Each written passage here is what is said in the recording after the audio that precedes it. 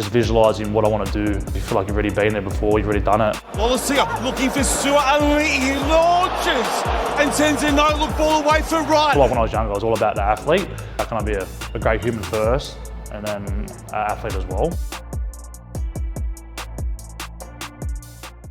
14, 15, even younger, like I knew that sport for me that's what I wanted to do. I wanted to be successful in a sense, and I knew that it could help my family. And I've always seen that as a thing for myself. And then, yeah, I've always been big about, journaling and like manifesting things. And, I feel like I'm a big believer, but, writing it down and seeing it all the time gives you that, that belief and that drive to go get it. I had like a vision plan of what I wanted to do for the next, all the way till 2028, and manifestation and believe in different things to achieve in your life.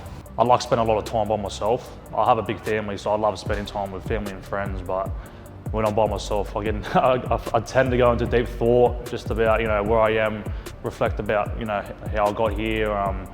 Just different things, and I think, how am I going to do it and how am I going to achieve it?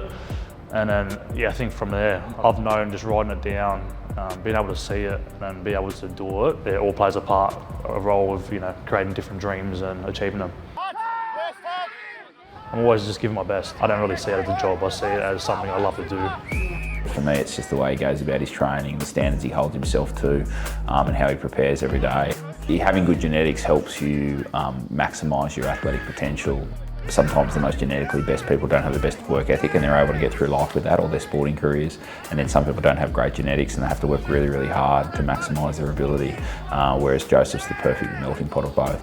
Fast twitch, powerful and explosive, but then complements that with this incredible work ethic and desire to keep getting better. If you can see it before and you believe in it and you can feel it, you can touch it, like all that, I feel like you've got a better chance of doing it in the game. So yeah, I'm a big believer of when it comes to captain's run the day before, especially in Twickenham. I was going around the stadium.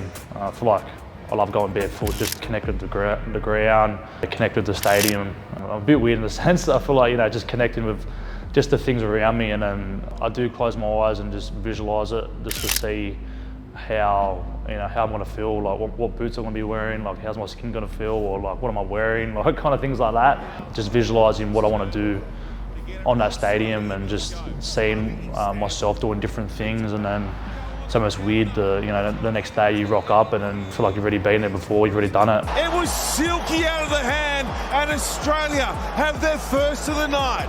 Obviously I'm still working on different techniques I can use.